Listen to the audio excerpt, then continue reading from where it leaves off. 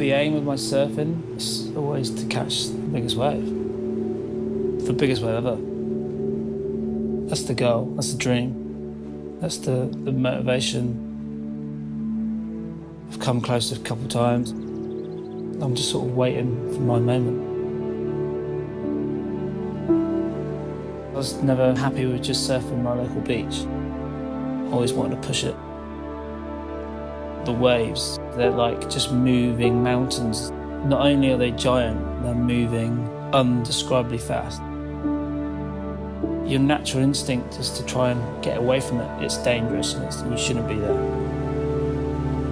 But challenging that and challenging the fear and then riding it is just like no other feeling. The really big ones, like time slows down.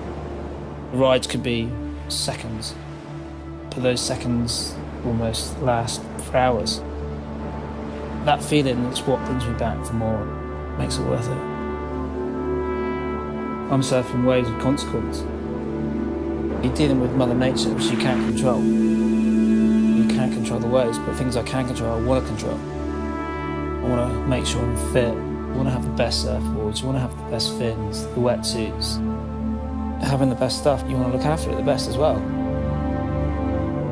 The salt and the sea and the sand, you have to keep all of those things clean. You don't wait all year for the day of days and something break last minute or it not be up to scratch. I'm looking forward to the next big swell, the next big wave. You know, there's no date or time or place, it could be anywhere. That perfect ride.